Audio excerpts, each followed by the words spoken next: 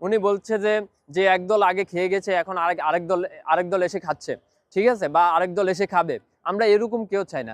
আমি জানি আমি যদি চুরি করে থাকি, তাহলে আপনি যদি আমাকে কোনো মানে সিম্পলি যদি একটু ঘুরাই পেঁচাইও বলেন, আমি কিন্তু এটা ডাইরেক্টলি আমার উপরে নিয়ে নিব। তো আমার মনে হয় এই ধরনের উদাহরণ থেকে আমাদেরকে বের হয়ে আসা উচিত। আপনাকে লিগ্যালি যেটা লিগ্যাল সেটাকে আপনাকে লিগ্যাল বলেই স্বীকার করতে হবে। যেটা লিগ্যাল হচ্ছে সেটাকে আপনাকে লিগ্যাল বলেই স্বীকার করতে হবে। এটা নিয়ে কন্ট্রোভার্সি করার কোনো কারণ নাই। আর বিশেষ করে যেখানে মিজানুর রহমান আজারি স্যারের মতো লোক কোনো কথা বলে, সেটার বিরুদ্ধে আসলে বলা মানে একদমই আমি বলবো যদি আপনি এর বিরুদ্ধে গিয়ে কথা বলেন, আপনার যদি লিগ্যালাইজেশন না থাকে তাইলে আমি মনে করবো আপনি দল অন্ধ বা হচ্ছে নেতা অন্ধ।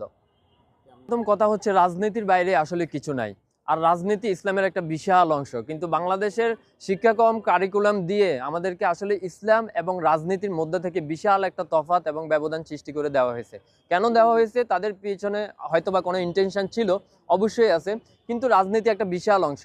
এখন বক্তৃতা দিতে গেলে যদি আপনি মনে করেন যে এই বাক্যটা রাজনৈতিক হয়ে গেছে, মানে বক্তব্য দিতে গেলে আপনি যদি মনে করেন যে বক্তব্যটা রাজনৈতিক হয়ে যাচ্ছে, তাহলে এটা আমি মনে করি আপনার মানে কোয়ালিফিকেশনের সমস্যার জনিত কারণে।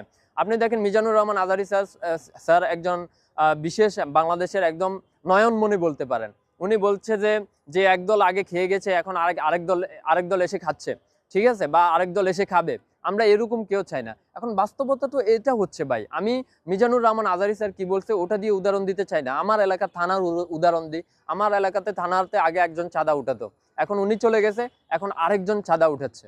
কে উঠাচ্ছে I don't want to mention here, but you know that already, you know that about that, right? তো এটা হচ্ছে বাস্তবতা। এখন বাস্তব কথা বলতে গেলে আপনি যদি মনে করেন যে রাজনৈতিক হয়ে যাচ্ছে, এটা বলা যাবে না, তাহলে আমি আপনাকে মেনশন করতে চাই আমাদের প্রিয় নবী হযরত মুহাম্মদ সাল্লাল্লাহু আলাইহি সাল্লাম, উনি ছিলেন একটা দেশের প্রেসিডেন্ট, রাইট? প্রেসিডেন্ট তো মানে কি রাজ অ্যান্ড নীতি, কোনো একটা নীতি, বাস্তবসম্মত নীতি যদি আপনি রাজকীয়ভাবে এটাকে ফলো আউট করতে চান, রাজকীয়ভাবে উপর থেকে আপনি সাবমিট করতে চান, দ্যাট ইজ দ্য রাজনীতি। রাজনীতির বাইরে কিছু নাই। আর ধর্মের ভিতরে একটা বিশাল অংশ হচ্ছে রাজনীতি, এটাকে বাদ দেওয়ার কোনো সুযোগ নাই। আপনি দেখেন আমাদের মহানবী সাল্লাল্লাহু আলাইহি সাল্লাম যখন প্রেসিডেন্ট হয়েছিলেন, তার প্রেসিডেন্ট কালের সময় ছিল 23 বছর। এই 23 বছরে হচ্ছে রাজনীতি।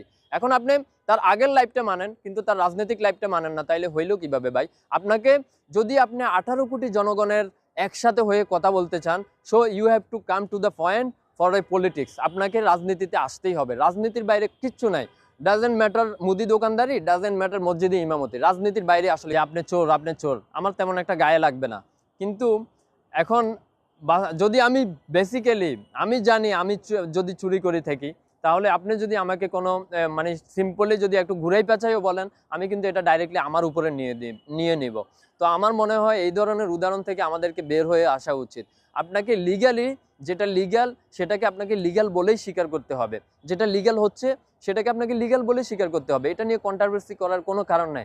আর বিশেষ করে যেখানে মিজানুর রহমান আজারি স্যারের মতো লোক কোনো কথা বলে, সেটার বিরুদ্ধে আসলে বলা মানে একদমই আমি বলবো যদি আপনি এর বিরুদ্ধে গিয়ে কথা বলেন, আপনার যদি লিগ্যালাইজেশন না থাকে তাইলে আমি মনে করবো আপনি দল অন্ধ বা হচ্ছে নেতা অন্ধ।